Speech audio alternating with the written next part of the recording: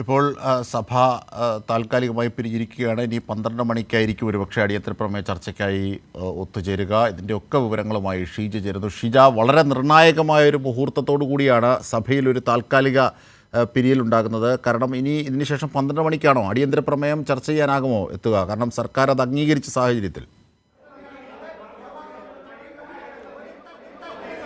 അജിംഷാദ്, തീർത്തും നാടകീയമായിട്ടുള്ള നീക്കങ്ങൾ തന്നെയാണ് ഇപ്പോൾ നിയമസഭയിൽ പ്രതിപക്ഷത്തിന്റെ ഭാഗമായി നടത്തിയത് എന്നുള്ളതിൽ എടുത്തു പറയേണ്ടതാണ്. കാരണം ഇപ്പോൾ സഭ സ്തംഭിപ്പിച്ചിരിക്കുകയാണ്. പ്രതിപക്ഷം സഭാ നടപടികൾ വേഗത്തിൽ പൂർത്തിയാക്കി സഭ ഇന്നത്തേക്ക് ഇപ്പോൾ പിരിഞ്ഞിരിക്കുകയാണ്. ഇതിൽ ഏറ്റവും സുപ്രധാനമായി എടുത്തു പറയേണ്ടത് അതായത് ഒരു അടിയന്തര പ്രമേയമായി വിഷയം പ്രതിപക്ഷം കൊണ്ടുവരുന്നു. ആ വിഷയം സഭയിൽ ചർച്ച ചെയ്യാമെന്ന് മുഖ്യമന്ത്രി പറയുന്നു. അതിന്മേൽ ചർച്ച 12 മണിക്ക് തീരുമാനിക്കുന്നു. ആ രീതിയിൽ നടപടികൾ മുന്നോട്ട് പോകുമ്പോൾ അത്തരത്തിൽ ആ ഒരു അടിയന്തര പ്രമേയ വിഷയം സഭ പരിഗണിക്കുമെന്നോ ചർച്ചയ്ക്കെടുക്കുമെന്നോ പ്രതിപക്ഷം കരുതിയില്ല.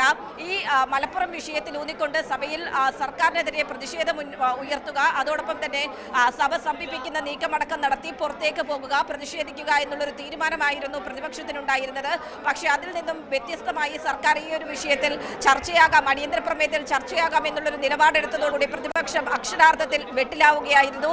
ഇതേ തുടർന്ന് ആ ഒരു ചർച്ച നടക്കാനിരിക്കുന്ന ഒരു പശ്ചാത്തലത്തിൽ കൂടിയായിരുന്നു അനാവശ്യമായ ഒരു പ്രതിഷേധം സഭയിൽ ഉയർത്തുകയും സഭാ നടുത്തളത്തിലേക്ക് പ്രതിപക്ഷാംഗങ്ങൾ ഇറങ്ങുകയും ചെയ്തത്. അതിനു പുറമെ സ്പീക്കറുടെ മുഖം മറച്ചുകൊണ്ട് വലിയ ബാനറുകൾ ഉയർത്തി പ്രതിഷേധിക്കുന്ന ഒരു സാഹചര്യമുണ്ടായി. അതൊന്നും കൂടാതെ തീർത്തും അസാധാരണമായൊരു നടപടി പ്രതിപക്ഷത്തിന്റെ ഭാഗത്ത് നിന്നും ഉണ്ടായത്. മാത്യു കുഴൽനാടൻ ഉൾപ്പെടെയുള്ള അംഗങ്ങൾ പ്രതിപക്ഷത്തു നിന്നും സ്പീക്കറുടെ ഡയസിലേക്ക് തള്ളിക്കയറാൻ വേണ്ടി ശ്രമിക്കുകയുണ്ടായി. വാച്ചാൻ വാർഡനെ അടക്കം തള്ളി മാറ്റിക്കൊണ്ട് ഡയസിലേക്ക് കടന്നു കയറാൻ വേണ്ടിയിട്ടുള്ളൊരു ശ്രമം നടത്തി. വലിയ തോതിൽ ജനാധിപത്യ വിരുദ്ധമായിട്ടുള്ളൊരു നടപടി തന്നെയാണ് പ്രതിപക്ഷാംഗങ്ങളുടെ ഭാഗത്ത് നിന്നും ഉണ്ടായത്. അതേ തുടർന്ന് സ്പീക്കറുടെ ഡയസിൽ ഇരുഭാഗങ്ങളിലായി വാച്ചാൻ വാർഡ് സുരക്ഷ ശക്തിപ്പെടുത്തുന്ന ഒരു സാഹചര്യമാണ് ഉണ്ടായത്. ഏതായാലും ആ രീതിയിൽ കടുത്ത ഒരു വലിയ പ്രതിഷേധത്തിനാണ് അല്പസമയം മുമ്പ് നിയമസഭ നടുത്തോളം സാക്ഷ്യം വഹിച്ചത്. ആ ഒരു പശ്ചാത്തലത്തിലാണ് മറ്റു സഭാ നടപടികൾ വേഗത്തിൽ പൂർത്തിയാക്കിക്കൊണ്ട് സഭ ഇന്നത്തേക്ക് പിരിഞ്ഞിരിക്കുന്നത്. ഏതായാലും ഇന്നിപ്പോൾ നിർണായകമായത് ഈ സഭയിൽ നടക്കേണ്ടിയിരുന്ന മലപ്പുറം വിഷയത്തിൽ ഊന്നിയുള്ള ചർച്ചയായിരുന്നു. ആ ചർച്ചയിൽ നിന്ന് ഒളിച്ചോടാൻ വേണ്ടി തന്നെയാണ് ഇത്തരത്തിലൊരു അനാവശ്യ പ്രതിഷേധം സഭയിൽ പ്രതിപക്ഷം ഉയർത്തിയത് എന്നുള്ളതിൽ ഒരു തരത്തിലുള്ള തർക്കവുമില്ല. കാരണം അവർ പ്രതീക്ഷിച്ചിരുന്നത് മറ്റൊന്നാണ്. പക്ഷേ സർക്കാർ ആ വിഷയത്തിൽ ചർച്ചയാകാമെന്ന് പറഞ്ഞപ്പോൾ ആകെ വെട്ടിലായ പ്രതിപക്ഷം മറ്റു മാർഗങ്ങളില്ലാതെ സഭയിൽ നിന്നും ഒളിച്ചോടുന്നതിന്റെ ഭാഗമായി ഇത്തരത്തിലൊരു നടപടി സ്വീകരിച്ചു എന്ന് തന്നെ പറയേണ്ടിയിരിക്കുന്നു. അജിംഷാദ്, തീർച്ചയായും അങ്ങനെ ഓരോ കാര്യത്തിലും പരിശോധിക്കപ്പെടേണ്ട വസ്തുതകൾ തന്നെയാണ് ഇപ്പോൾ ഉയരുന്നത്. ഷീജ സൂചിപ്പിച്ചതുപോലെ, അതായത് വലതുകാല് കയറിയാലും അടി, ഇടതുകാല് കയറിയാലും അടി, കാല് വെച്ച് കയറിയാലും അടി എന്ന് പറയുന്നത് പോലെയാണ്. കാരണം അടിയന്തര പ്രമേയം ഒരിക്കലും സർക്കാർ അംഗീകരിക്കില്ല എന്ന അർത്ഥത്തിലായിരുന്നു ഇത് കൊണ്ടുവന്നതെന്ന് തോന്നുന്നു.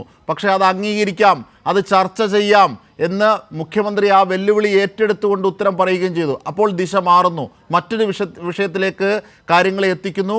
എന്നിട്ട് സഭ സ്തംഭിപ്പിക്കുന്നതിലേക്ക് പ്രതിഷേധമുണ്ടാകുന്നു. എന്താണ് പ്രതിപക്ഷത്തിൻ്റെ ആവശ്യം? അടിയന്തര പ്രമേയം ചർച്ച ചെയ്യലാണോ?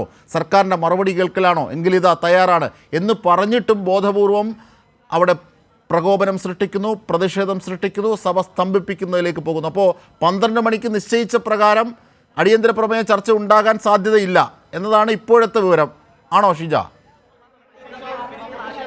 തീർച്ചയായും അജിംഷാദ്, ഏതായാലും തീർത്തും അസാധാരണമായ ഒരു നടപടി തന്നെയാണ് ഇപ്പോൾ പ്രതിപക്ഷത്തിന്റെ ഭാഗത്ത് നിന്നും ഉണ്ടായിരിക്കുന്നത്. ഇപ്പോൾ ഏതായാലും മന്ത്രി MP രാജേഷും മന്ത്രി P രാജീവ് ഉൾപ്പെടെയുള്ളവർ മാധ്യമങ്ങളെ കാണുന്നതിന് വേണ്ടി ഇവിടെ അസംബ്ലി മീഡിയ റൂമിലേക്ക് എത്തിയിരിക്കുകയാണ്. ഏതായാലും ഈ വിഷയവുമായി ബന്ധപ്പെട്ട് കൃത്യമായ രീതിയിൽ എന്താണ് സർക്കാർ നിലപാട് എന്നുള്ള കാര്യം, ഏത് രീതിയിലാണ് സർക്കാർ വിഷയങ്ങളെ സമീപിച്ചത് എന്നതടക്കമുള്ള കാര്യങ്ങൾ മന്ത്രിമാർ തന്നെ വിശദീകരിക്കും. നമുക്ക് ഏതായാലും മന്ത്രിമാർ ഈ വിഷയത്തിലുള്ള മന്ത്രിമാരുടെ പ്രതികരണം തീർച്ചയായും നിയമമന്ത്രിയും പാർലമെന്ററി മന്ത്രിയുമാണ് ഇപ്പോൾ വാർത്താ സമ്മേളനം നടത്തുന്നത്.